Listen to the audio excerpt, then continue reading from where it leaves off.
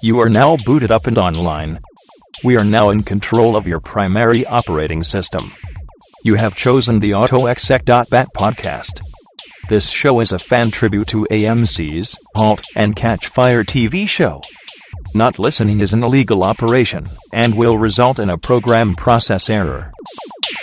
Shall we play a game? Hello, this is another exciting, and you know what? I just discovered I use the word exciting way too much, so another interesting podcast of Autoexec.bat. This is our fan podcast for Save or Halt and Catch Fire, not Save, Halt and Catch Fire. I'm thinking about the blog I'm about to talk to. But we have got some exciting people that are with us today, the masterminds behind SaveHCF.blogspot.com. But before we get to them, we've got Jesse online. We do, and yes, it is exciting to talk about Halt and Catch Fire. Hopefully everyone knows the good news, but spoilers, I'm not going to say it yet. But it's very cool that we're getting to do this quick, and I am honored that we have, kind of the heroes of the day on our podcast. It is so cool to have them on. Without further ado, we've got Rachel. Hello. And we've got Bailey. Hello. So kind of the masterminds behind this whole SaveHCF.blogspot.com. You guys have a wonderful blog that's out there that essentially #SavedHCF. So we appreciate you being on. Thank you so Thank you much for having us. Before we get into like we'll jump right into the announcement. Obviously season 3 is a green light. And if you read AMC.com, it says, Silicon Valley, here we come. AMC announced that it has ordered a third season of Halt and Catch Fire. Season 2 received critical acclaim and shifted focus from building a personal computer to online gaming, communication, and the early days of the internet. Co-creators and writers Christopher Cantwell and Christopher C. Rogers have been up to showrunners for the 10-episode third season, yay, which will return to AMC next summer. The series will also debut on AMC Global channels around the world. That is just uber exciting news. Took way too long for them to make that decision, but it is fantastic. Yay! Yeah, It's better late than never. Yeah, it really is great news, and they talked about that this is a great example of, even after DVR numbers, Halt and Catch Fire only gets not even 1 million viewers. Since AMC owns it directly, that helps it financially, and it is a critical darling, which is really nice to see. And they also the demographics are really helpful, and I also think they've talked about this a lot, but a engaged fan base is really important to them, and especially Better Call Saul is connected to Breaking Bad. So this is kind of its own thing. It is their own kind of brand, and it kind of gives AMC a chance to show, yes, we're still doing high-quality drama. And as we've been clear about it, and I want to hear from our guests, we think the second season stepped up the game. I love the first season, but the second season, I think they took a little more creative jumps, and it's a great season. Yes, it was. Yeah, it was a great season. I loved it. Yeah, I think it definitely had more ups and downs. It was definitely a roller coaster ride. I cried a lot. I will admit that. Yeah. With some of the storylines, I cried quite a bit at Joe's storyline, just because he was a lot more authentic this season, and I think Joe and Gordon have always been two of my favorite relationship. Mm-hmm. And I think because there was so much strain on their relationship, and especially with the ending, and their friendship kind of cracked. Yeah, it definitely had a lot of tissue bonding. Yeah, and I think too the storylines with Gordon and Donna were very emotional as well, and heartbreaking, particularly Donna's storyline, and just kind of gave you something that.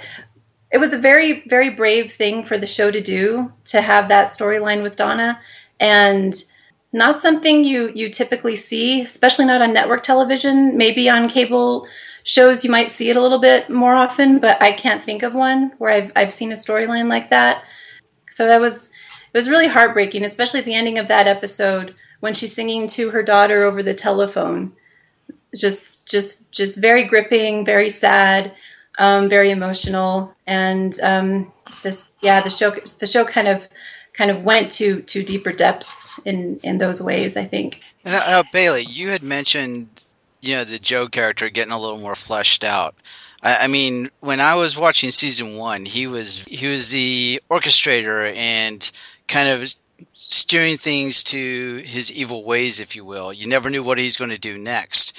But season 2, I felt, it took me a little while to warm up, but then I realized he was in this relationship and he was legitimately trying to do something solid, and I ended up cheering for Joe more than I expected to, because at the beginning of the season, I was like waiting for something to happen, waiting for him to, blow it up, but I ended up cheering for the guy, and that just definitely a credit to that roller coaster ride that you mentioned. Yeah, I think in season 1 he was definitely very manipulative, and I think that goes back to his past and also what he learned from his dad.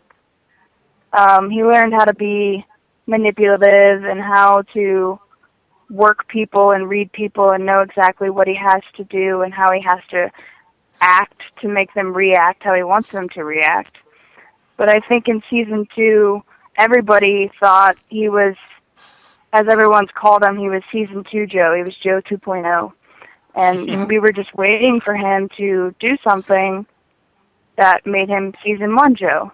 Right. But I think we realized like he was actually being very authentic and he was trying very hard to redeem himself.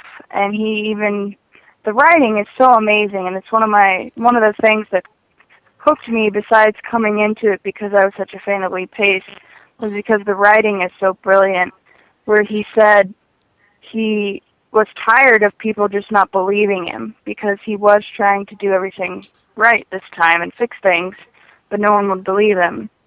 And in the end, it ended up backfiring completely, and he becomes this entirely different version of himself that I think transcends season 1 Joe and season 2 Joe. He's going to become this entirely different Joe. Mm-hmm. But I do think everybody started to root for him because you kind of started to think like even Donna turned on him, and because she was part of what Cameron did to him about unleashing the virus at WestNet. Mm-hmm. Right. Yeah. Yeah. One thing I was thinking about while you were talking, Bailey, is that when his most manipulative during season 2 was probably when he was working Mutiny and working James Cromwell's character. I'm blanking on his name now. He was kind of playing that, and when I was watching that episode, is very much like he was playing a game of chess. And I remember when he went in to negotiate the deal with Mutiny, with Donna and with Cameron, and we know, the audience knows, he could have negotiated down to a lower number, but he wouldn't. So we're wondering, why is he holding back? Why is he playing that game with them? And I think everything was done very deliberately.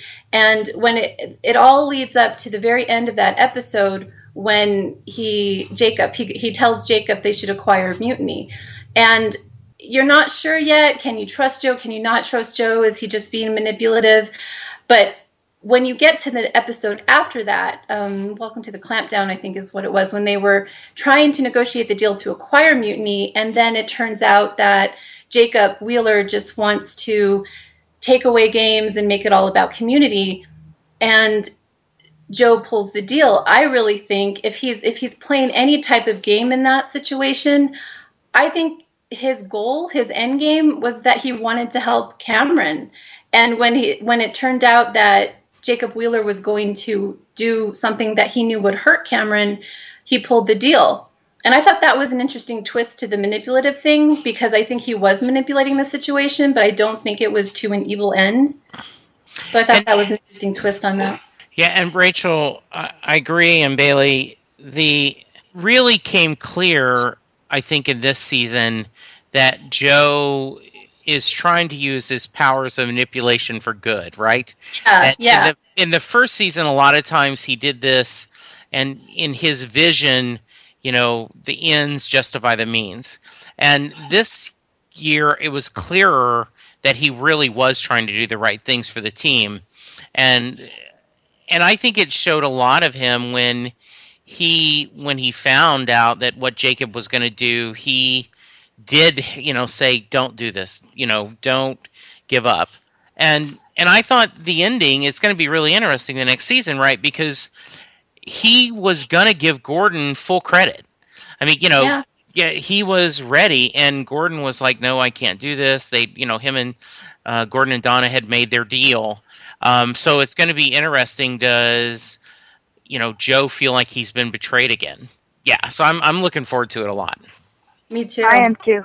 I think Macmillan utility is going to be very interesting to see how he reacts to the situation and how Gordon reacts, because Gordon's he's stuck in a very difficult place because he's going to want the credit for Sonaris because it was his idea, and now Joe's becoming a millionaire off that idea, and Yeah. I'm really hoping it gets his Porsche back on a random note. Yeah. And he also doesn't want to lose his marriage, and that was part of the deal, is he has to be a part of Mutiny and use his money to forward Mutiny. I think that's going to be really interesting because Gordon had such a difficult season, and I think one of the best part of all of these characters is that they're all such strong characters and fighters. Boz is a fighter, and Cameron's a fighter, Donna's a fighter, and Gordon's a fighter, and Joe's a fighter. They're all fighters, and they're ambitious, and they have drive, but they all have such strong character flaws as well, and it makes them so authentic and so lovable in a way. You love to hate them, but you also connect with them. So Dave and I have done a lot of talking, but I wanted to ask you guys, Bosworth is my favorite character. I just love John, and I think Toby Huss has done a great job, and not just because he retweets my tweets when I give a shout out to him, though that doesn't hurt.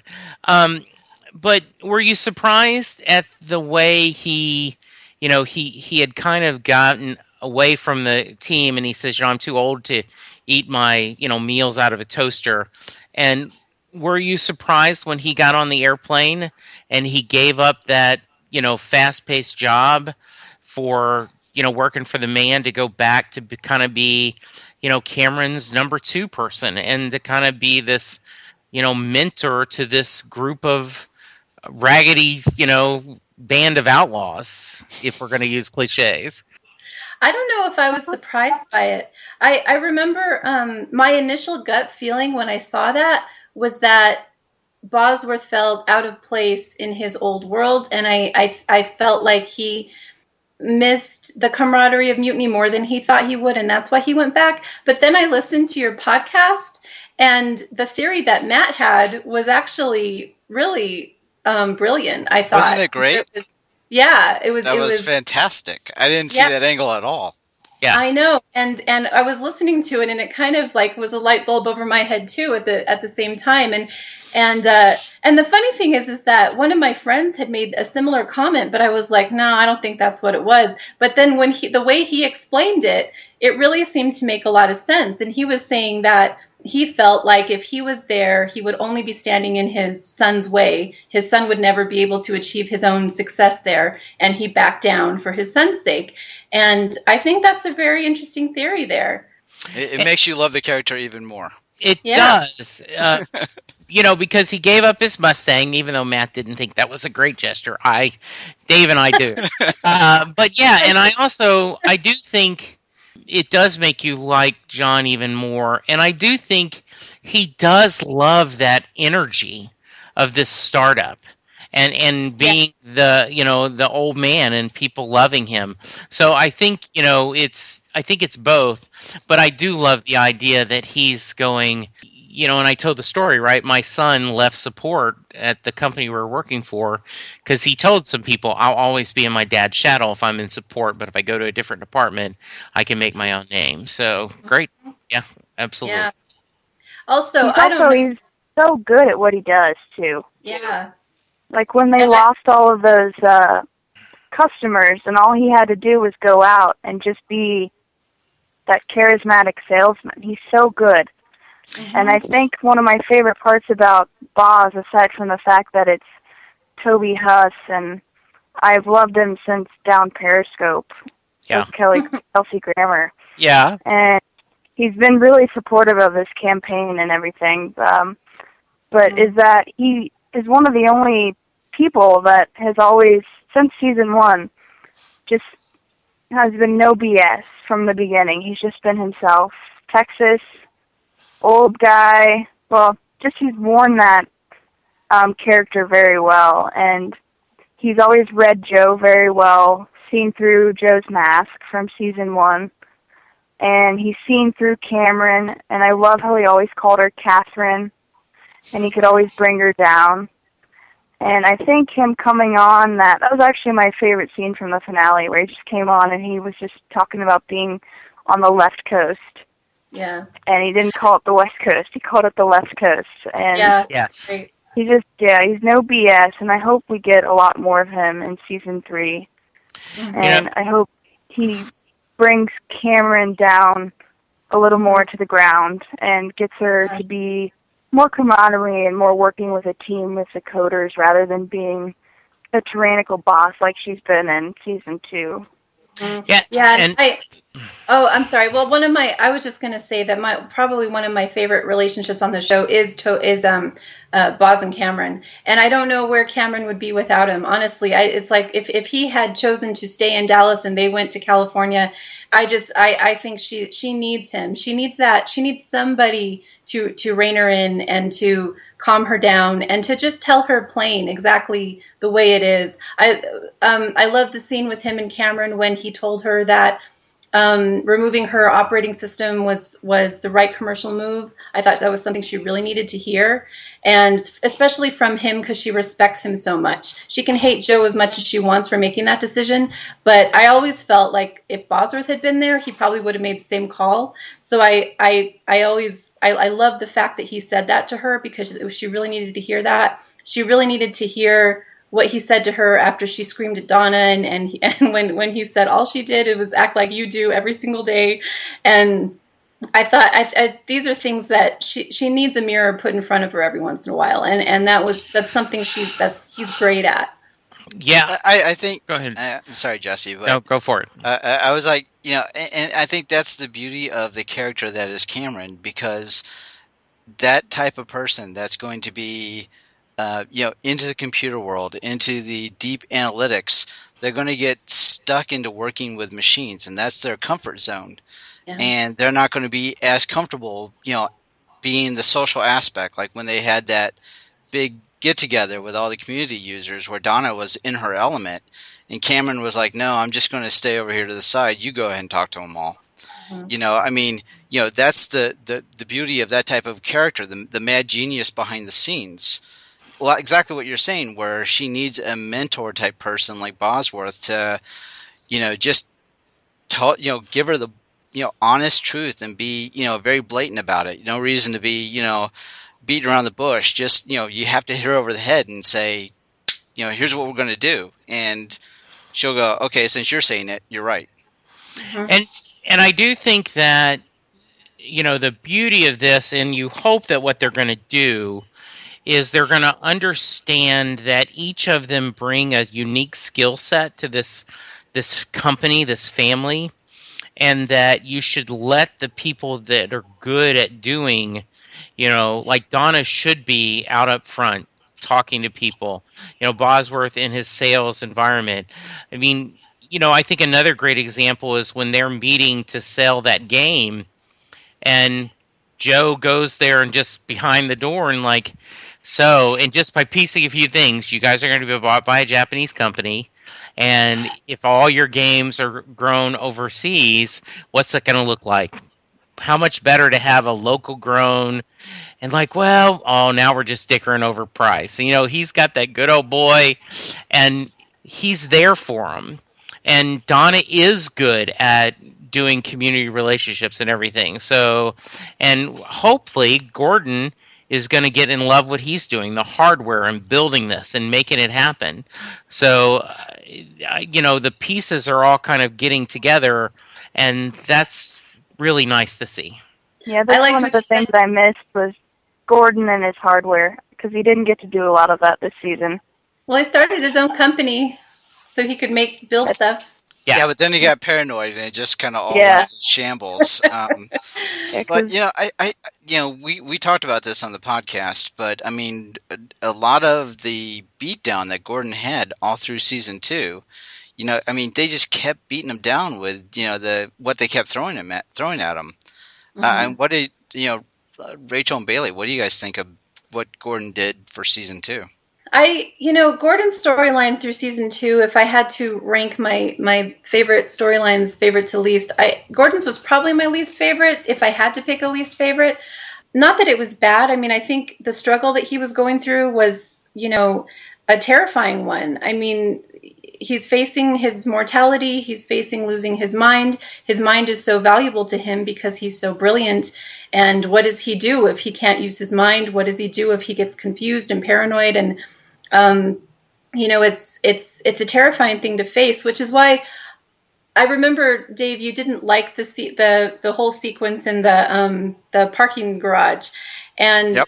I remember thinking I didn't have a huge problem with it because I liked how it showed that type of confusion and how terrifying that type of confusion can be. I mean, I've had a family member who had Alzheimer's, and I can only imagine how terrifying it would be if you're by yourself and you just completely lose track of something like that, like where you parked your car, and you cannot, it's like this infinite maze. And for some reason, the episode prior, when he had broken into Stan's house and had that breakdown and all the paranoia and everything, so for some reason that really didn't seem to be his rock bottom yet, because I think he was still believing that paranoia. He didn't think he was wrong.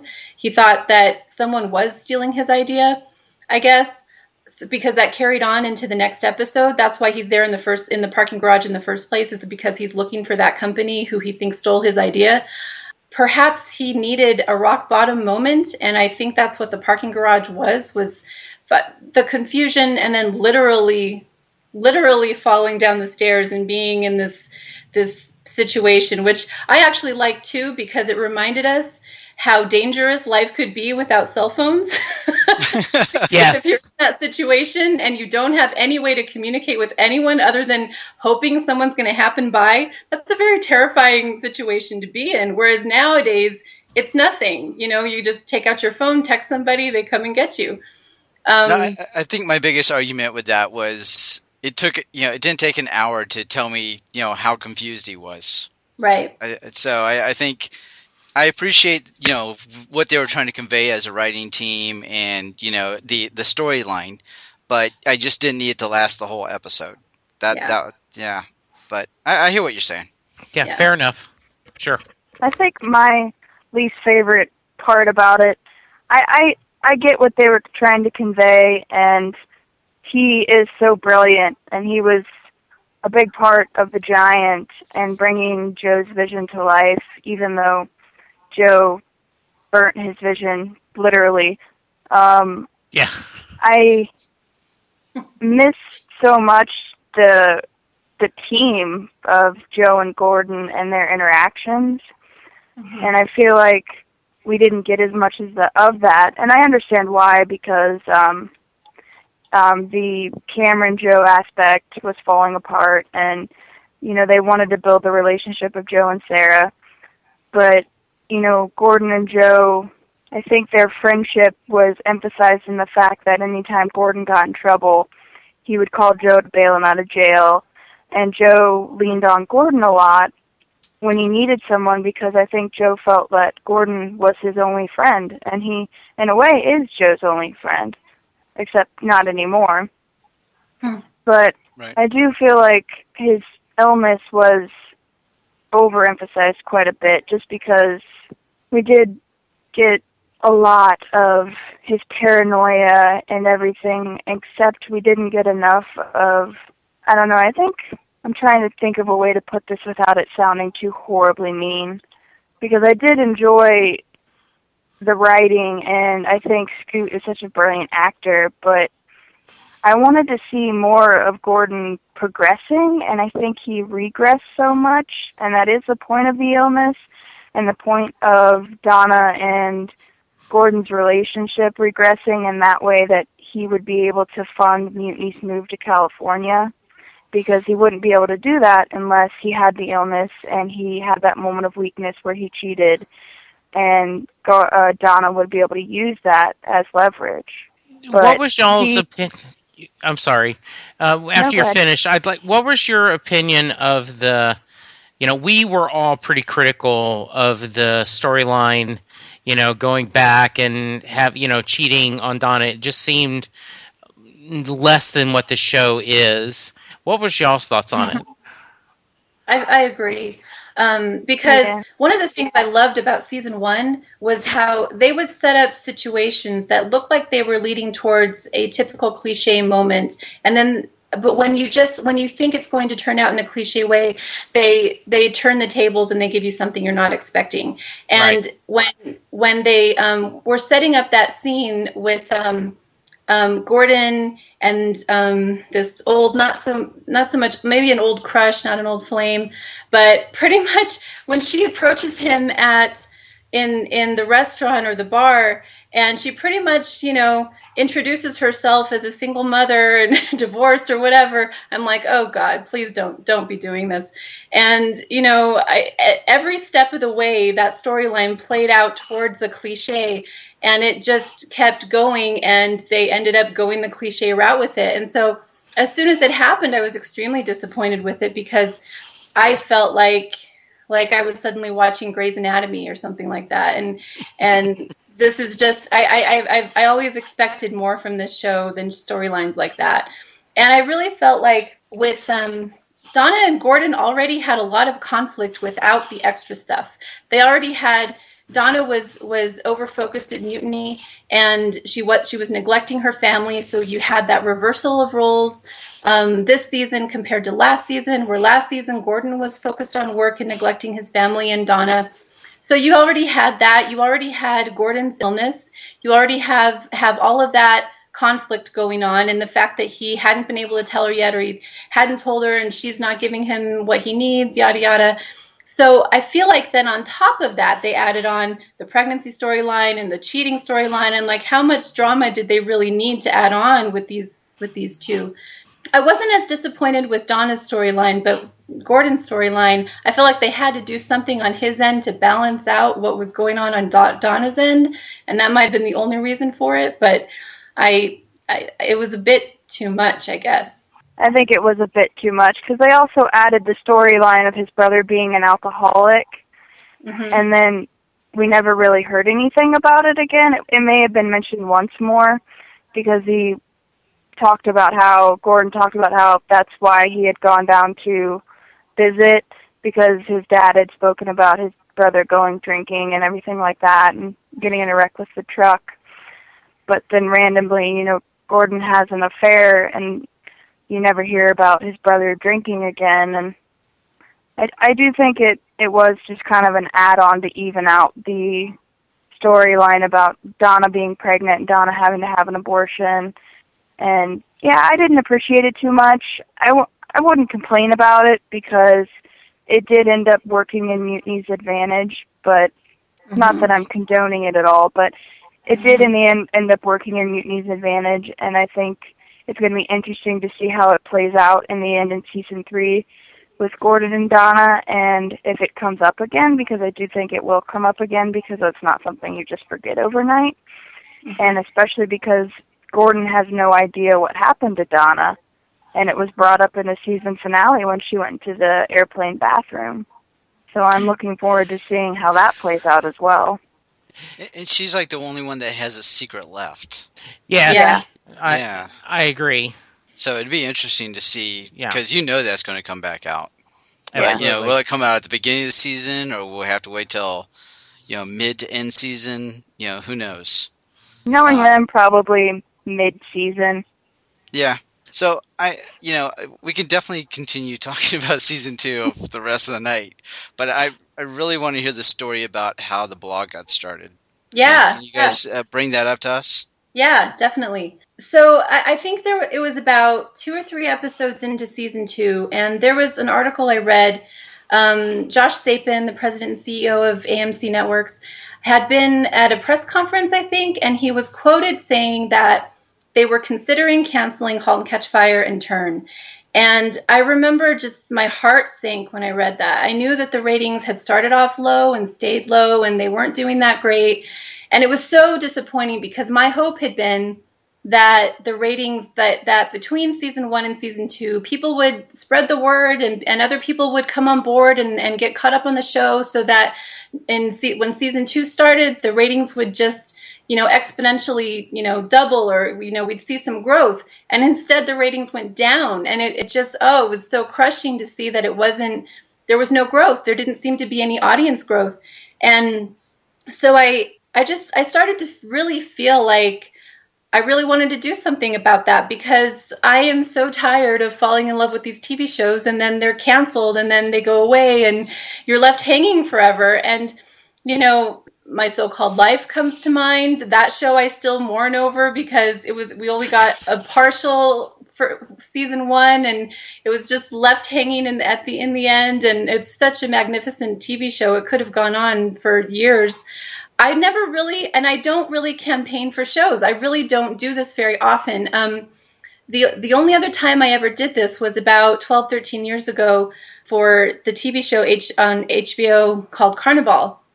And Toby Huss was in that show as well. And if you guys have never seen that, you should check it out, because it was canceled too early, but it was an amazing show. It was on for 2 seasons. They canceled it. And the fans knew that the creator had been planning for that show to go on for 6 seasons. He'd had the whole story planned out. So it was like reading a really amazing book, getting a third of the way through it and having somebody rip the book out of your hands, and you never get to finish it. You never get to see what happens. And it was horrible. And the fans just went crazy. They rallied, and I must have sent in hundreds of letters to HBO. I did everything they asked me to do.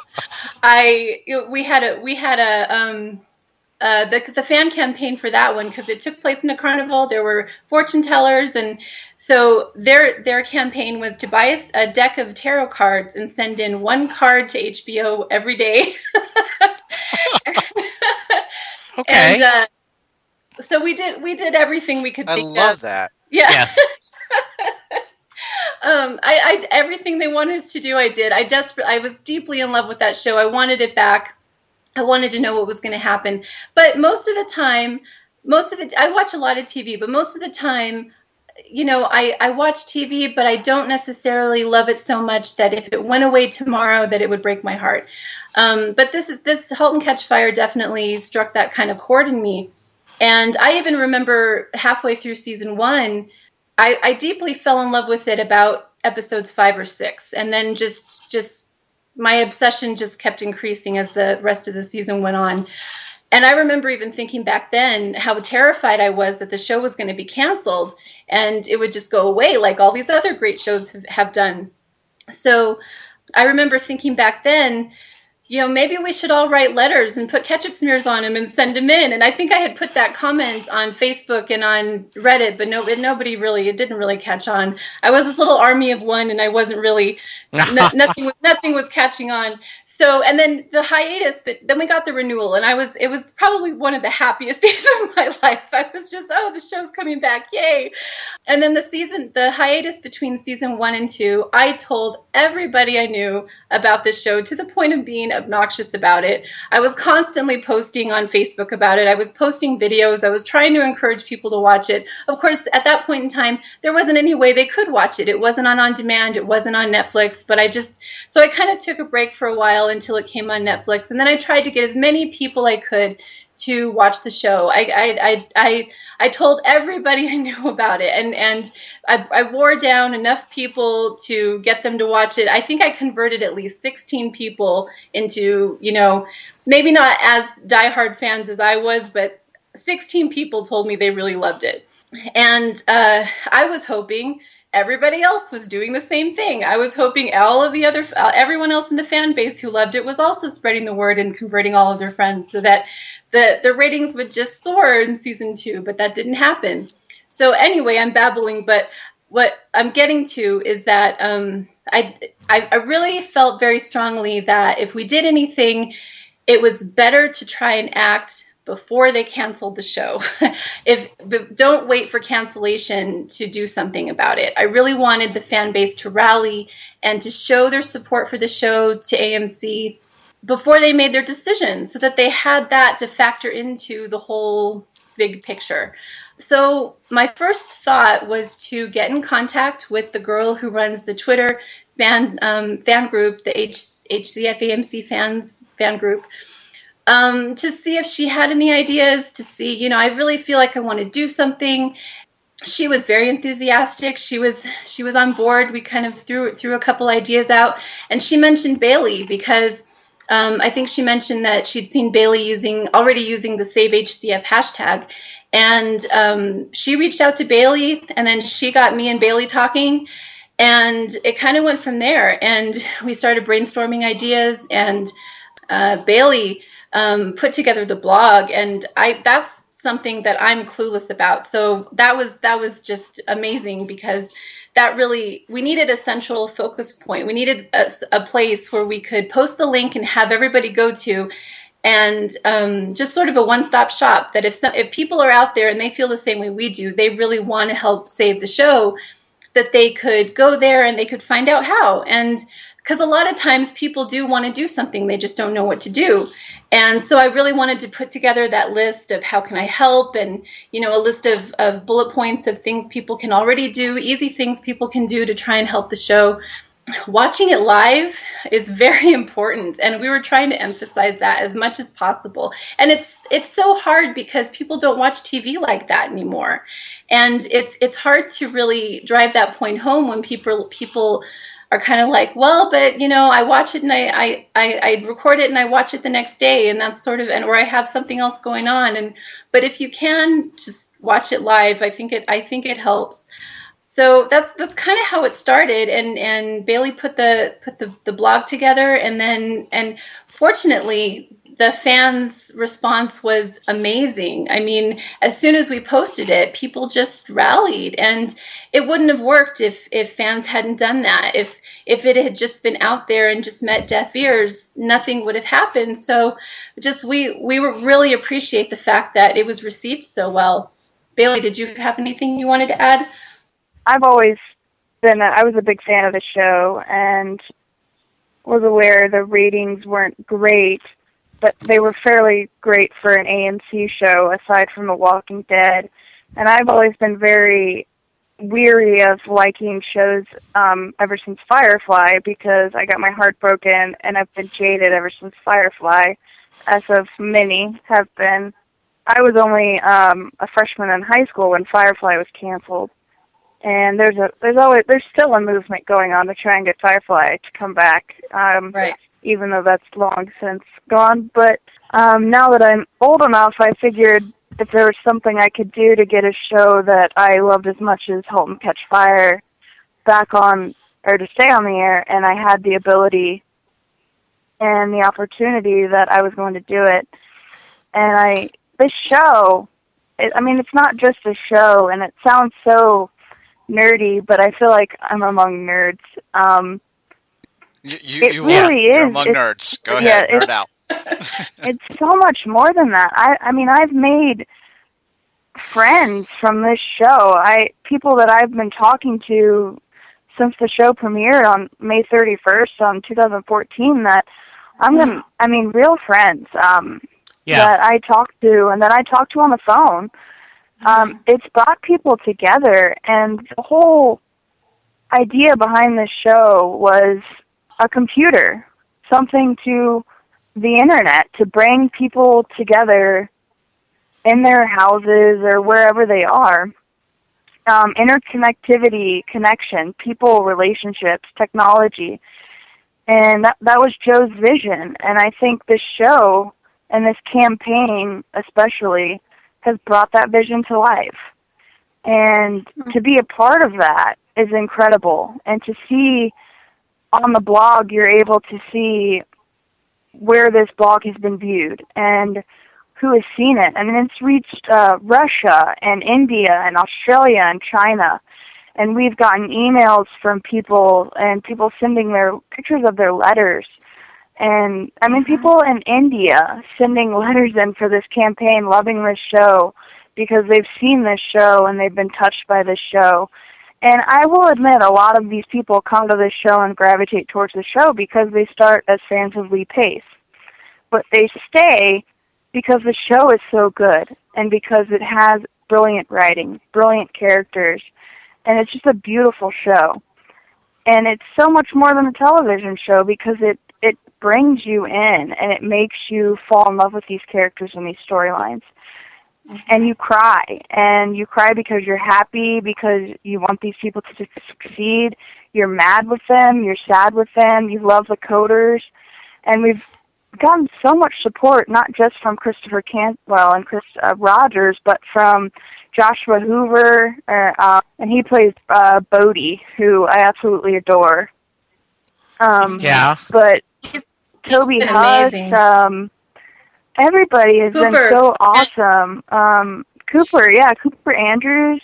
I mean, we've gotten behind so much support from everybody, and I don't think it could have happened with any other show. I mean, you hear about campaigns with other shows, and they do well, and it brings people together, but I think because the show is kind of a little nugget, and it's not something like NCIS, I think that's why it's brought so many people together, because there's more passion behind it. And Absolutely. There's more love behind it. And I got involved because Rachel shared that same passion, and we've had intense discussions about this show. I mean, like 2 hours long on Facebook Messenger about this show, just analyzing it. Mm-hmm. And I think that's one of the reasons why people love it, because it does bring that out in you. You can analyze these, even if you're wrong. I mean, no one knows what the writers are thinking, what I call Chris 2.0. No one knows what they're thinking or where they're going. But I think that's one of the best parts, and one of the reasons I wanted to get behind this show is that it did bring that out in me. And it does inspire me to be passionate as a writer. That's what my bachelor's degree is creative writing, and I do want to be a professor of writing. And it brings that passion out in me to write and to enjoy their writing, and they're so incredible. And that's why I wanted to get behind it, because I wanted to save a show that brought people together and that supports these unique characters that aren't on any other show.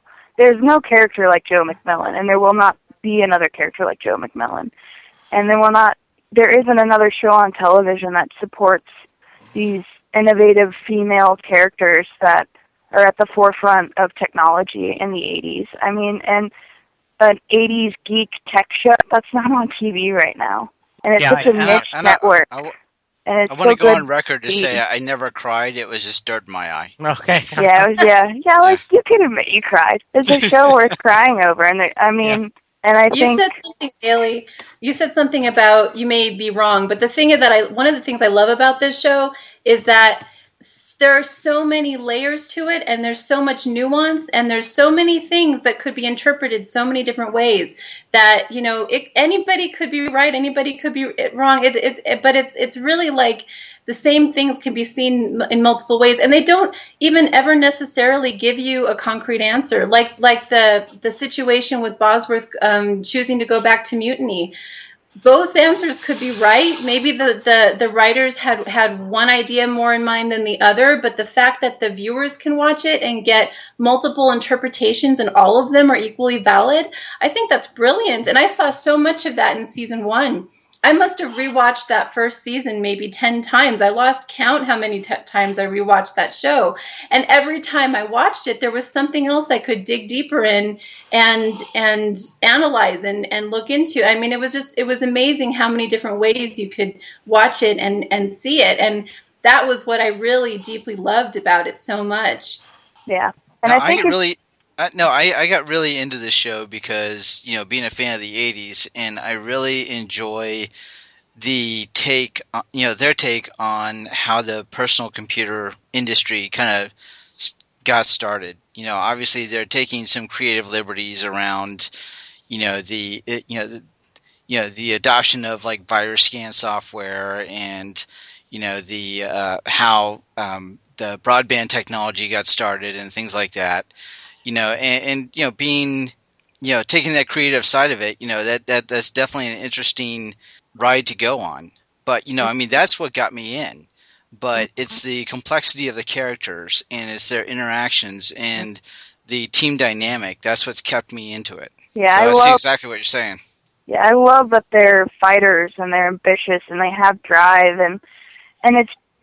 I had a conversation with someone where I mentioned that I see a lot of myself in Joe, and they were like, "That's awful.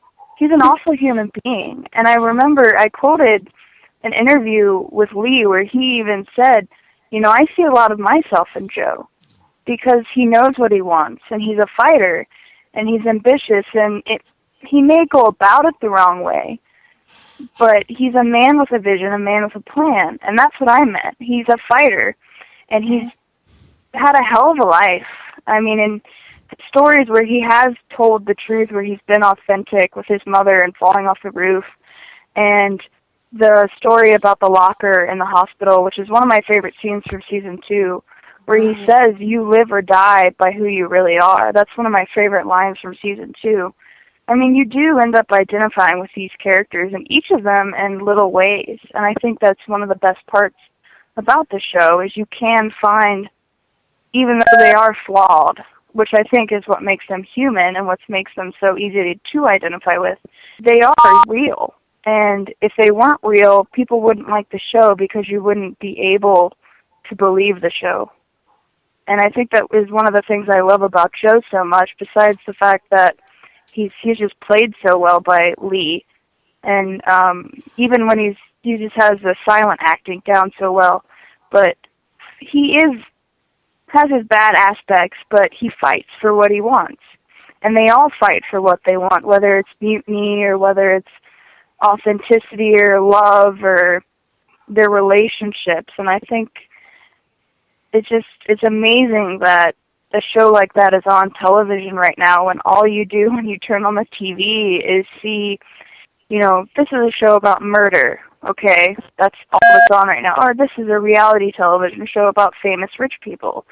This is a show about zombies. That's all you see right now. But then you have this one show that is about something that has really happened, and it's innovative. It's about technology. It's about history, and it's about women in the technology world and being innovative, and I love it.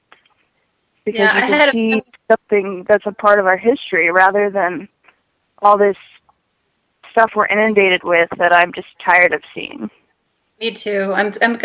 But there's so much repetition on TV where it's either a law show or a hospital show or a crime show. I'm so tired of procedurals. It's like there's dozens of them. It's crazy.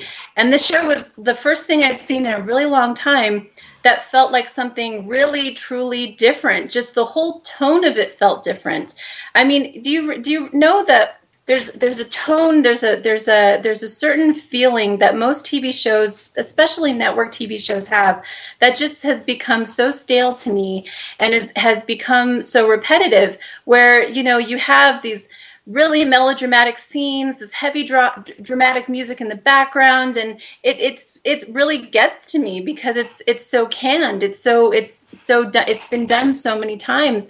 And on this show, you might have whole scenes without any background music because it's just focused on the drama. It's just focused on the acting, and the acting speaks for itself. And they don't need background music to let you know how to feel about what you're seeing. And that's why it's so brilliantly done. And even when they do use their musical score, it's a completely original musical score, and it's engaging, and it sucks you in, and it's different. There was something else I wanted to say about kind of went off on a tangent. Now I'm going to blank, so maybe we should just switch topics. I will say the music's brilliant. The Spotify move on their part was a very smart thing to do, because I downloaded every Spotify playlist. I love the music on this show. If it's not on Spotify, I'll download some of the music used on the show, and I've made my own playlist so that I can just listen to Halt and Catch Fire music when the show's not on. Yeah, I agree with you about the music, and I do agree about the complexity of the show. And that is one of the reasons why, we podcast about it, is because it does give us something to talk about every week. It is sometimes shows, which I love, it's kind of hard to do a podcast about it, because there's not that much to discuss. It's an enjoyable hour of TV, and I had a great time, but there's not a lot of debate or discussion you can have. This one, there's always something to talk about, and the different takes on the characters, and Dave is very supportive of Cameron, and her personality is consistent, that he says to that mindset, and she's just irritated the heck out of me sometimes this season, but I'm fascinated by their journey, and I'm excited to see them in California and where they're going to go next, because Dave remembers when we had our first episode, we talked about the band getting back together, and we just knew everything's going to end up on Mutiny. They're all going to be back there, and it did not happen to that at all. So it's kind of interesting to see where they're going to go. Yeah, I think we definitely called season 2 way wrong. Yeah, we did. Yeah. But I think everybody did. I thought they were going to end up back together. Everybody was rooting. Not everybody. I don't want to say that, but I definitely thought Joe and Cameron were going to end up back together. That did not happen. I do enjoy Mackenzie, how she plays Cameron, because I think Cameron is such a strong female character. So I am looking forward to seeing her grow. I think she's in season 3. I think she's a very misunderstood character too, because she is so abrasive, and she's very complex, but there is still so much about her background we don't know yet, and there's so much about her that we don't, like, what happened to her upbringing after her father died. I keep imagining that her mother couldn't have been very nurturing after that point in time, and I imagine her as a young girl not having much discipline, maybe having too much freedom. Maybe that's why she's still such a wild child, and she maybe Bosworth is the first true father figure she's had, because she lost her own father when she was so young, and I'm imagining her mother wasn't a very nurturing mother figure, and I always saw that as Donna's role. Donna is very mothering with her. And so maybe between Donna and Bosworth being her surrogate parents, they can help raise her a little bit more and help her grow and mature in the direction she needs to go in, because I feel like she's a lost soul in a lot of ways. Like, she's just sort of, she never developed in the ways that she probably should. And I think a lot of that's what Dave says too, about where she is drawn towards. She is drawn towards the technology, and that's where she feels comfortable. She does not feel comfortable engaging with human beings, and the typical social norms don't come naturally to her. And so I try and remember that when I watch her character, because to be honest, when I watched the very first episode, I remember Cameron's character was what just grabbed me right away. And I think she could be the reason why I chose to stick with it, because it wasn't that I didn't like the first episode, but I had been really looking for a show that had really great characters with great personalities, or at least engaging personalities or something, because I'd seen so many TV shows where there was a lot of very wooden characters with little personality, and love her or hate her, what Cameron did not lack was personality. It was popping off the screen for me.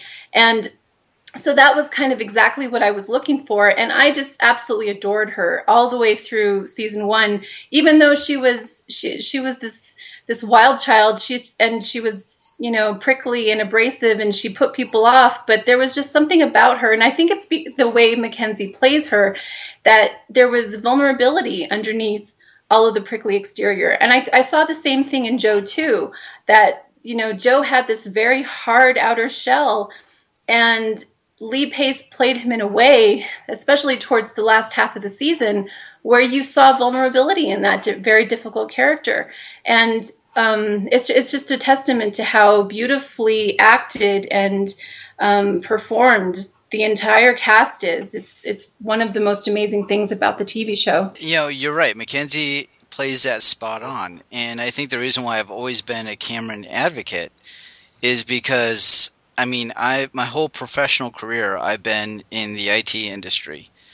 And I am, interacting with people that have flavors of Cameron all the time, and the industry's changing a bit, where you're trying to get your IT professionals to be a little more customer service focused, and that's a tall order. Some people that are brilliant with technology, they don't have the customer service skills, or they don't have the social skills.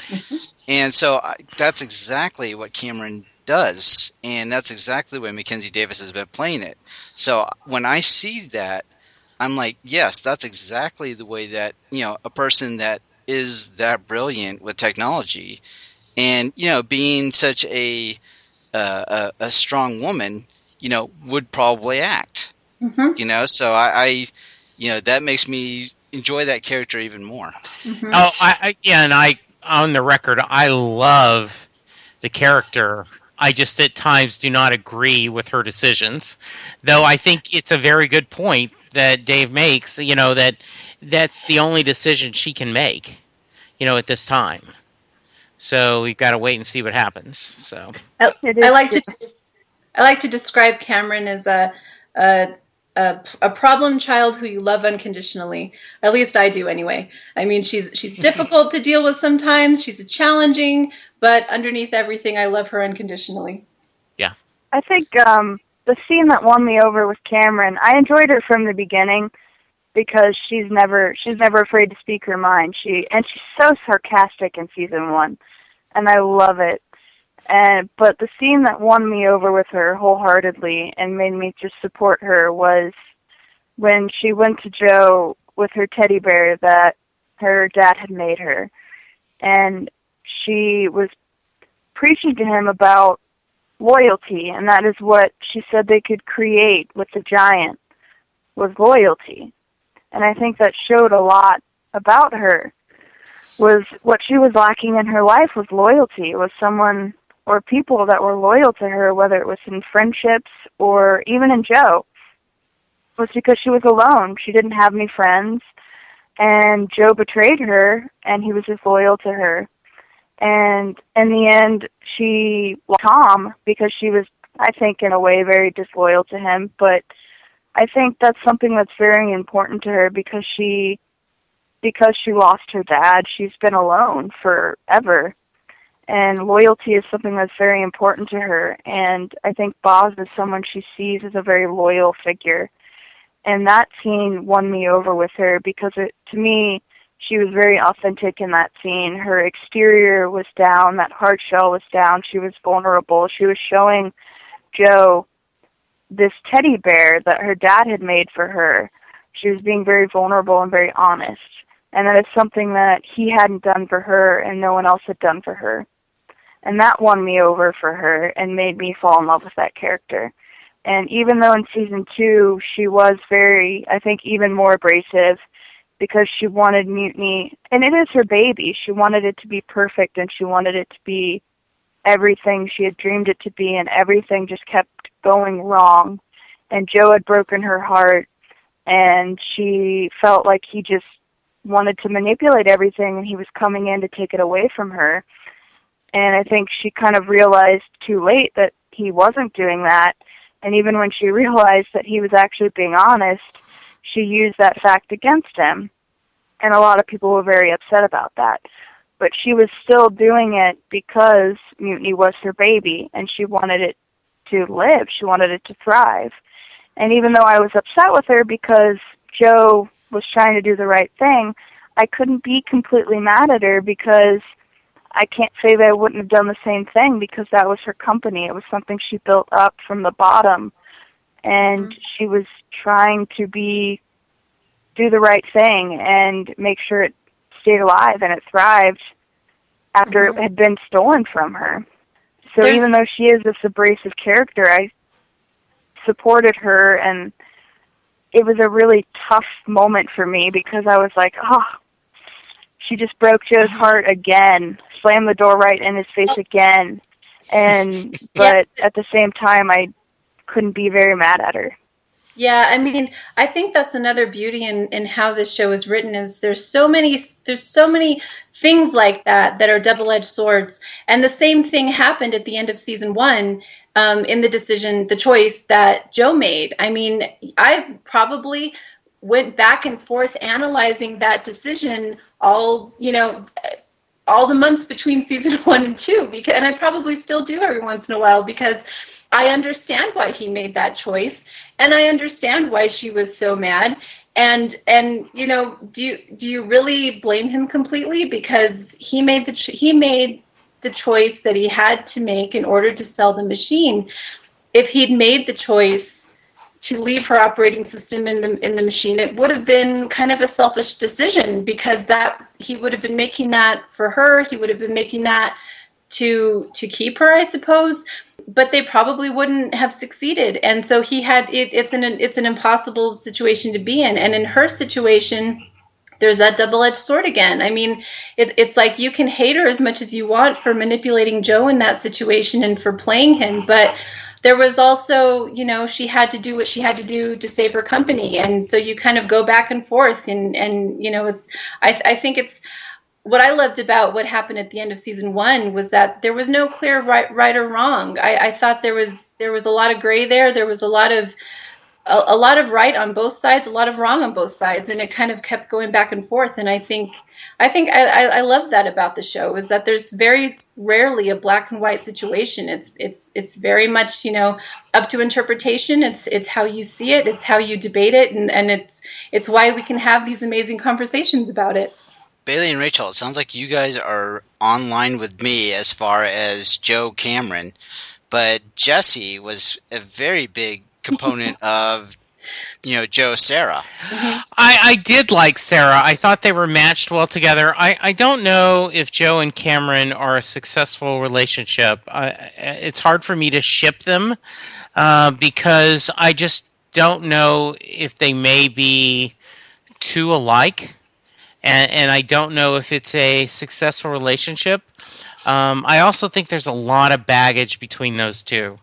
And it will take a lot of maturity on both their parts to show that. And so I'm not blaming on either character. I'm just saying that there is the first fight, there is a lot of BS to throw at each other, right?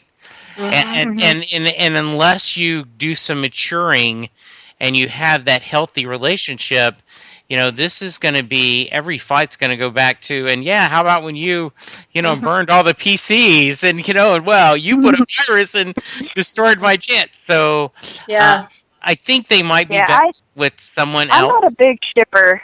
I've never been a big shipper. I, of course, enjoyed Cameron and Joe in season 1, and I was very iffy about Sarah and Joe. Sarah's character, I think, could have been developed more, because I feel like there's a lot about her we didn't know.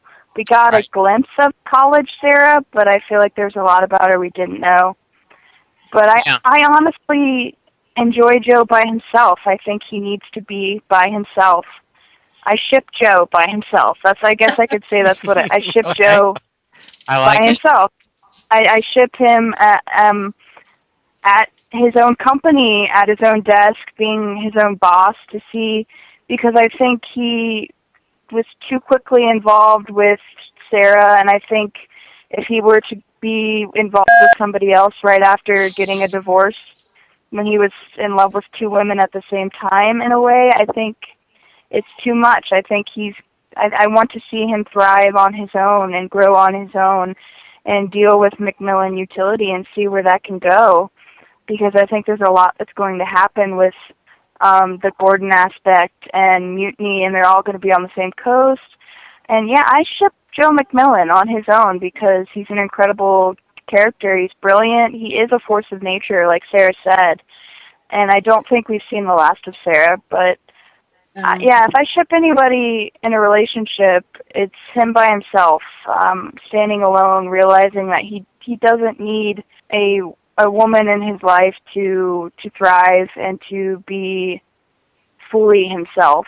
And I think that'll be an interesting factor to see if they introduce a romantic character right away or they let him just be Joe McMillan of McMillan Utility for a while. My feeling is and they that let Cameron be by herself because I don't think she needs Tom right away either. I certainly think she doesn't deserve Tom. No. She is. He is really being, and I don't want to say passive, but he is very supportive and he is creative in his own way. And I think they could have done something interesting with that, and they still might. But she is. This is very much right that she's brilliant at what she does, and she's not very good at other things.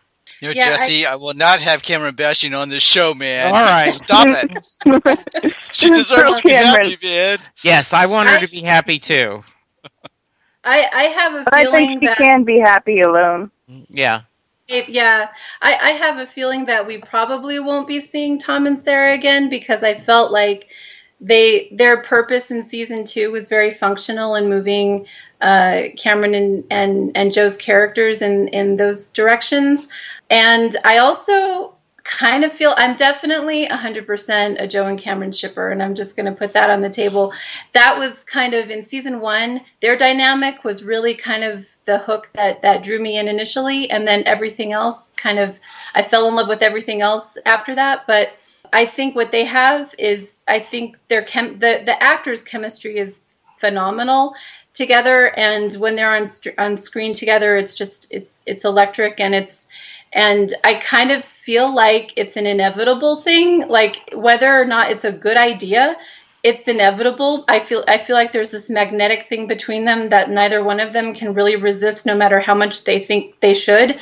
And I also don't think either one of them is good for anybody else, because I feel like that's another thing we learned in season 2 is they're kind of Joe tried so hard, and I don't think he was unsuccessful in being a good match for Sarah. The problem was he never let himself move on from Cameron first. And when he goes back into her world, he's still in love with her, and he can't fully give that part of himself to Sarah because he's still holding on to it with Cameron. And you see that in that final moment when Sarah calls him out on it and asks him to say her name, and he can't do it.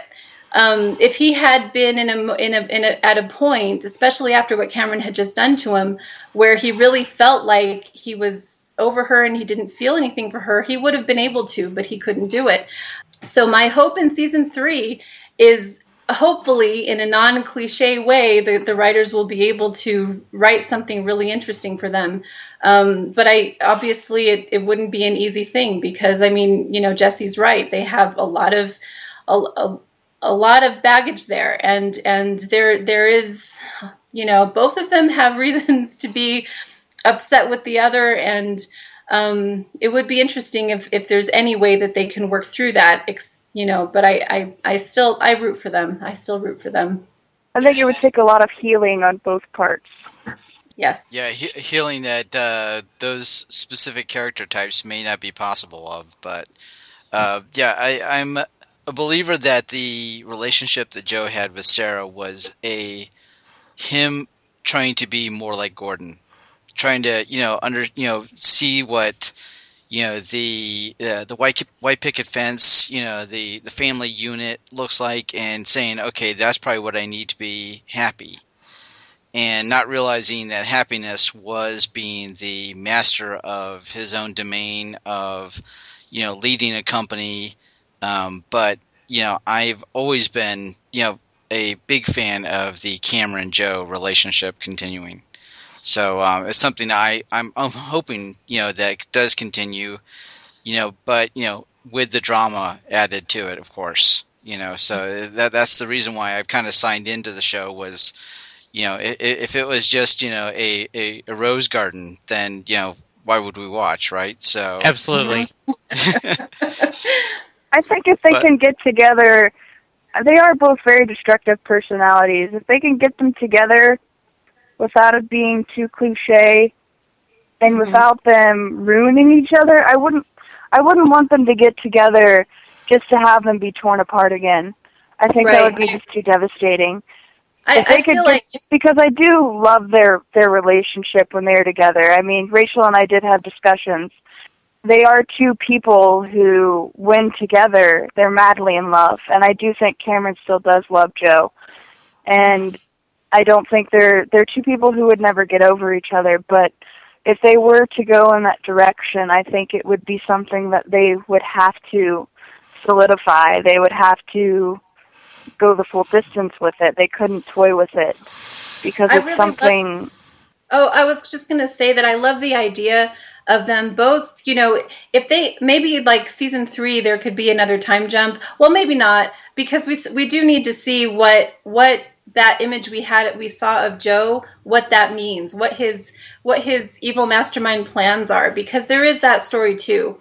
And he's not happy with Mutiny right now. He's not happy with Cameron. He's not happy with Gordon. So he definitely is concocting something, and that's probably going to be really riveting and fascinating to watch. So the romance factor, if they do work it back in some way, it would probably be in the second half of the season.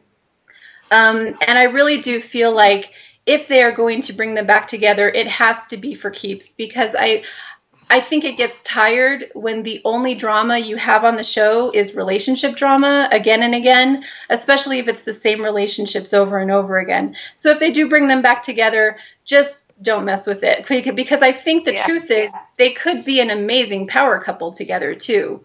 I think they could probably successfully build a business together, and I think that would also be really exciting to watch, because the drama doesn't have to be between the relationships. The drama can also be from external forces. It can also be from other companies that they're competing against, and other companies, again, that might steal their ideas or whatever, but it doesn't always have to come back to getting them back together and breaking them up again and having them deceive each other and having them lie. And it doesn't always have to be about that. So I really hope that they will come up with more interesting things to write than that. Well, and that's a great segue. Thank you, Rachel. What would you like to see for season 3, or do you have any predictions or speculations for season 3? Nothing concrete.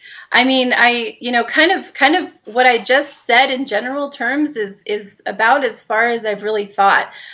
The thing with Gordon and what Joe did, I have a hard time feeling sorry for Gordon, because Gordon gave him that antivirus software as a gift. It wasn't, hey, you can borrow this, but I want it back. This was his. He was giving it to Joe. And from that point forward, Joe did with it something brilliant. He used it to get his career back. He used it to make a lot of money. And he called Gordon, and he was going to bring him in on the deal.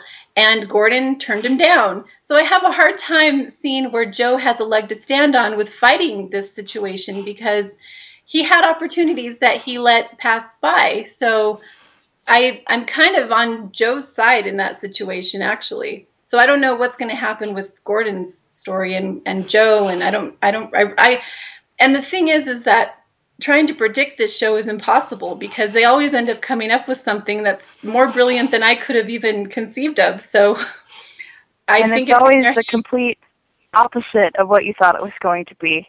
Absolutely. Yeah, they are really good at that.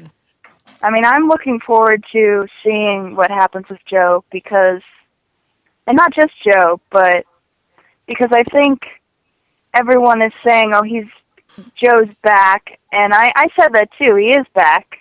It's a different Joe. It's not just season 1 Joe. It's not Joe 2.0 from season 2. This is a different Joe. In season 1, he supposedly had no moral high ground. In season 2, he had his morals back, but this is a different Joe. This is a Joe that has been betrayed by literally everyone that he loves and cares about, and that is including Gordon. Mm-hmm. And Sarah and Cameron, he has no one in his eyes. And I think that last scene in the finale where he had that stare, it was that Stanley Kubrick stare, as everyone said, and he was rubbing that empty ring finger, he's going to use that as fuel. All of that is fuel for his fire, and he's just going to unleash it, and it's going to be either very calm, as we know he can be, just like the guy said, he never thought he'd actually look into the eyes of a psychopath, or it's just going to be unleashing just a storm.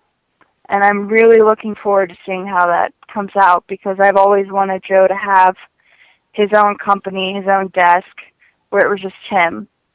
And that's something that's going to be really incredible to see how they write that. And I'm also looking forward, I hope we have more Boz, because Boz is one of my favorite characters, and I want to see him have more of a role in Mutiny, and just because he's so witty and he's wise, and I want to see him play more of a role. I'm looking forward to seeing what happens with Donna. I can't make any predictions on that, because it's such especially with what's happening right now with Planned Parenthood, it's just crazy that is going on in the 80s, and we have the same kind of thing going on right now still.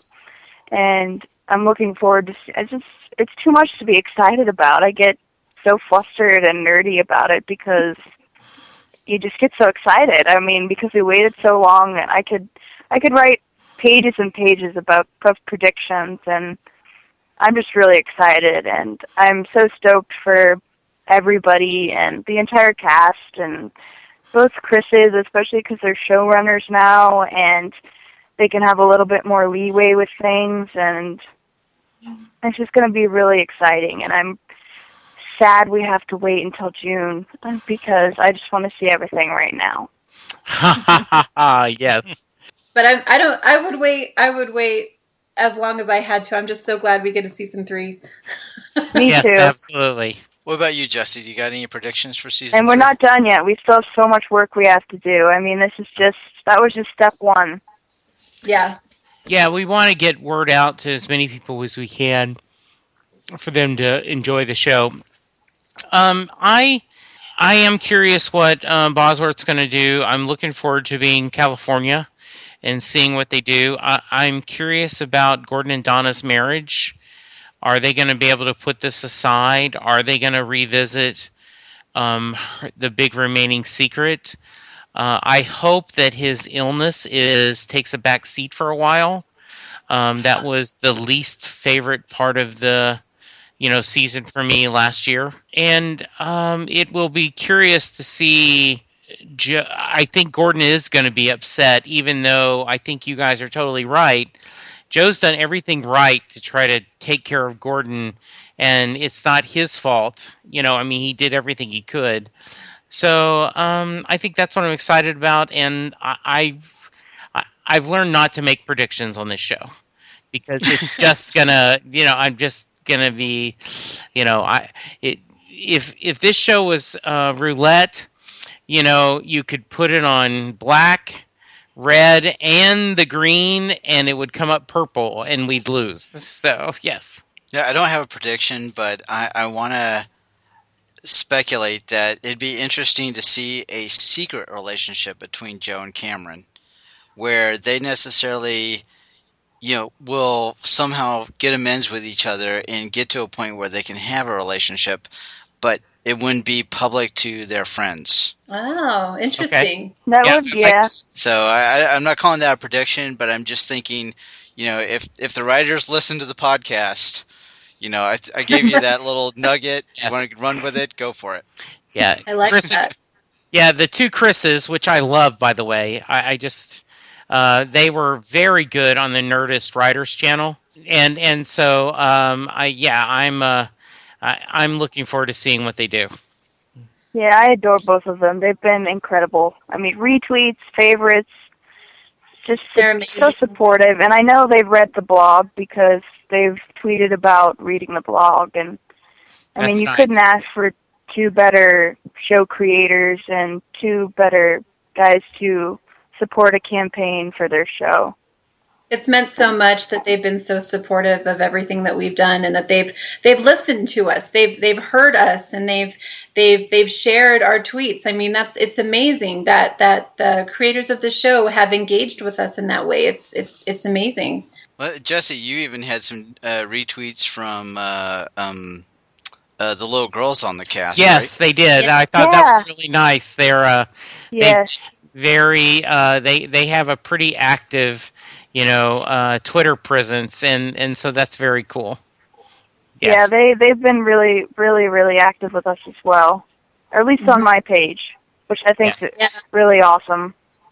And the coders are just awesome. The coders are just, I mean, they've engaged with us from the beginning, and they're extremely friendly, and I can always count on them. Anytime we put a blog out there, they're usually the first to respond. I mean, Gabriel Manek is another one we hadn't mentioned yet. He's incredibly, he's been incredibly helpful. He retweets everything, and Cooper and Joshua, and I mean, all of them are so awesome. And another one I see a lot of is Kevin D. Ross, the editor. He's always he always retweets. He's in, and it's really.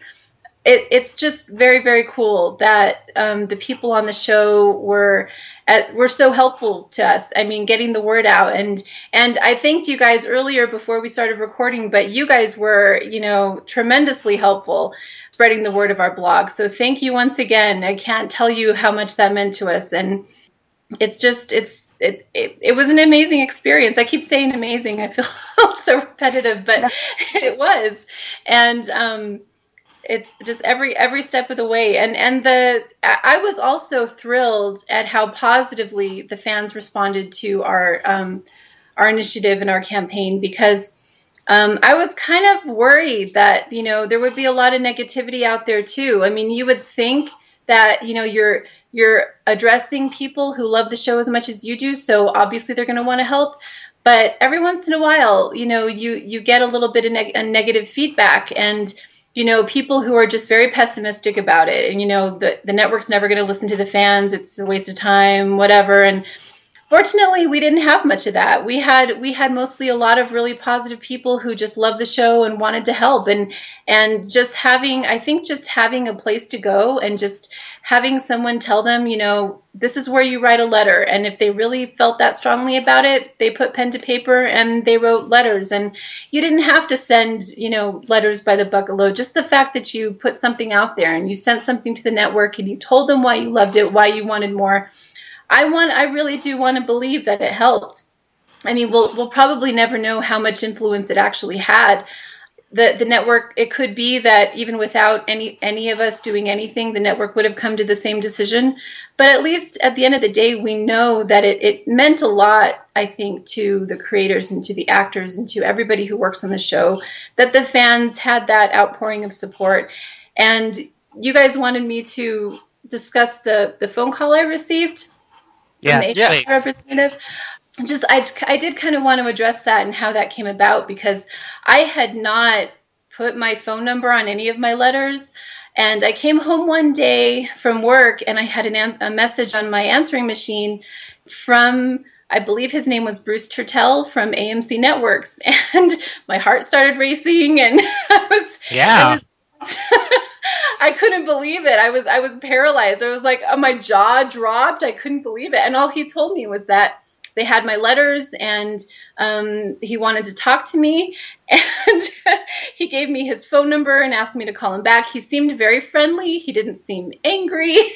Because one thing I was concerned with was, is this a cease and desist call? Or are they calling because they're telling us to stop harassing them?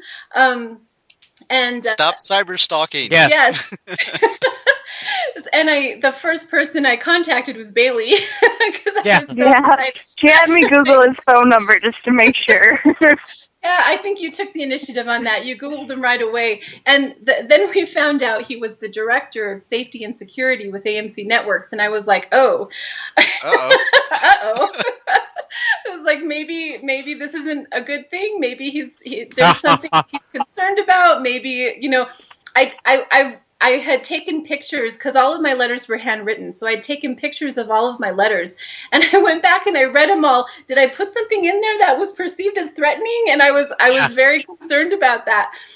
So, and I was also excited. I mean, I was like, I have no idea what he wants to talk to me about. My mind was racing. I couldn't sleep that night. And so, of course I called him back, and it was late in the evening, New York time. So he wasn't there. I left him a message. I gave him my cell phone number. And, the next day I was just on pins and needles at work. I was just, I kept checking my phone, and about sometime that afternoon, he gave me a call.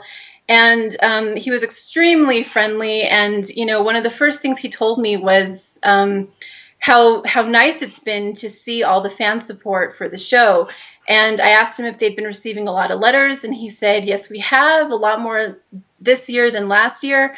And he did, the reason he was calling me was because he was asking about the ketchup stains. And which my first thought, I did not say this to him, but my first thought was, don't you watch your own show? Don't you watch the show on your network?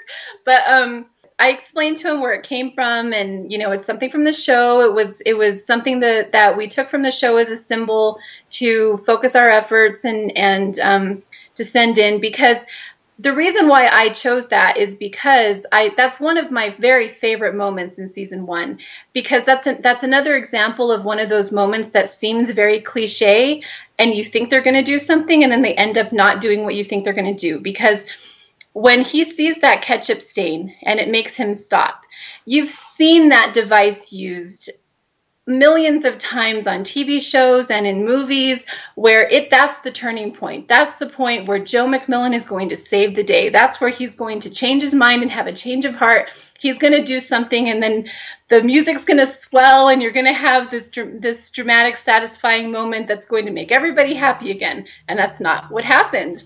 Right. That's not what they did. And I thought that was brilliant, because they did not give us what we were expecting.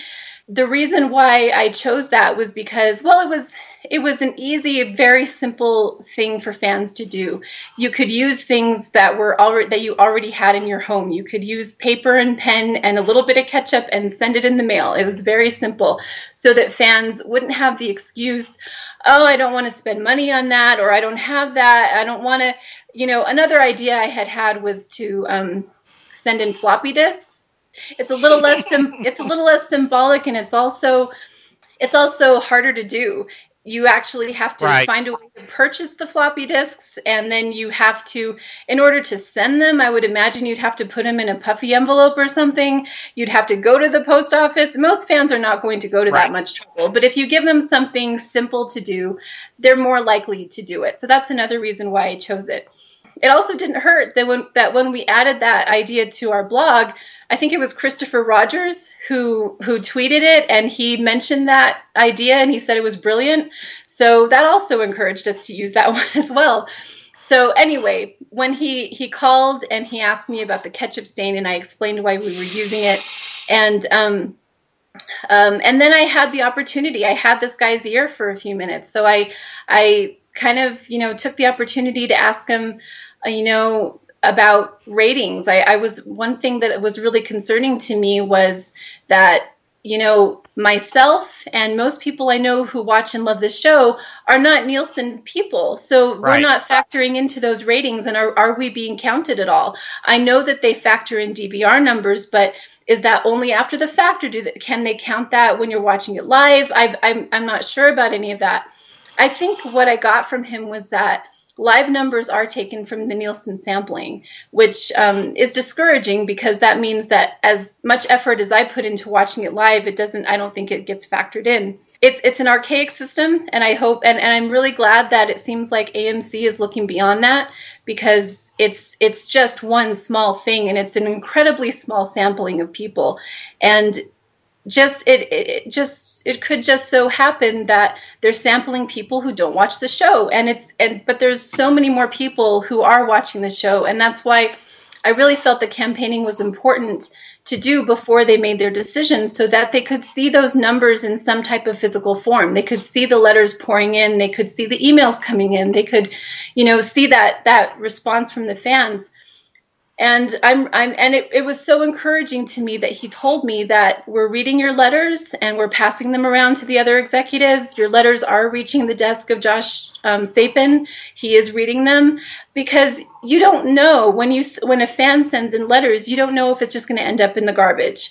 Right. And so it was so encouraging to get that positive response from them, that they appreciated all of the fan support, and that they were reading them and they were hearing us. And I think that really gave new life to our campaign when we posted that blog. And we talked about how somebody, an AMC representative, called one of us, and this is what he said. But I also want to make clear, I don't think he called me because I had anything to do with this campaign. I think that he called me because he was able to find my number, because I still have a landline and it's still listed. And I think he was able to look me up online and find me. And I think it's probably the case that he tried to find a lot of people and wasn't able to, because most people are on cell phone only now. Right. So I just want to make clear, I don't think there was anything necessarily special about me and why he called me. I think he was just able to find me. And he said that he had called a few other people and I was the only one who called him back. So that was another reason for why that happened. Because you're polite, right? You were taught that if someone calls you, call them back. Of course you would. Right, of course. Well, why I think wouldn't it's also important to mention that Christopher Cantwell, he retweeted that, saying how incredible it was. So I think that gave them a little bit of hope as well. Yeah. Because you don't know behind the scenes if they're hearing from the network on a regular basis or if they're having to wait like we are. Because it really did seem like they were having to wait as much as we were in silence. Sure. So I think when we wrote that blog and they realized that Rachel got that call, that gave them a little bit of hope as well, because I know they were down in the dumps about not the ratings. I mean, this is their baby and something that they've put their hearts behind, and you can tell with every episode how much they love the show and how much the actors and the crew love the show because of how well it's done. And I think just this blog and the support, and that it's just worldwide, that it's reached, that fans have come from everywhere, and I literally mean everywhere, like the entire world. And I'm not exaggerating when I say that. We I could screen cap from the blog where we're getting site hits from. This show has reached everybody, and the fact that our voices were heard and that AMC responded, I think that showed Chris that they were being heard and that their show meant something to AMC, because I think they were getting, it was probably a little depressing, and that was really upsetting for us to see as well, because they deserved a lot more than that. And this victory is for them more so than I think it is for us, because they worked so hard to create this show, and it's everybody's victory. But I was just so happy because we worked hard, but I think in the end, them creating this show and working those long hours and acting and directing and writing and doing it for us, to put this show on for us every week, it's just incredible for their work to be rewarded like this, especially after it taking so long. So I was just really excited that we had that blog and then we finally got the renewal. That's one of my favorite aspects of it, was that they finally were able to maybe breathe a sigh of relief along with us. I think that's a sign, at least I'm going to read it, is that they worked really hard to make the numbers work, that the network wanted to renew this, because if they didn't want to renew, that's a very quick decision. But seeing it take so long means they were looking for a way to make that happen. And a lot of times we fans forget that this is a business, and no matter how much we love a show, if other people aren't watching it, it doesn't matter. And it isn't anything personal. It truly is. every network wants every show they put on the air to be successful, because they wouldn't have put it on the air, otherwise. So, yeah. I was hoping I could read a quote from one of the articles that was posted, and I shared it. I'm sure all of us have already read it, but for the listeners, just in case they hadn't, it's a quote from, let me find his name, Joel Stillerman, who was another executive president of original programming for AMC. And this quote meant so much to me because I think it shows how important the quality of the TV show is for AMC, and how it is more than just the numbers. And like you said, Jesse, I also had the same feeling that if they were going to cancel it, it probably would have been a quick decision. We probably would have heard something a lot sooner. So the fact that they did take a long time, even though it drove me crazy, I always took it as a positive, because I always said this means they're working it out. This means they are trying to figure out a way to keep this show on the air.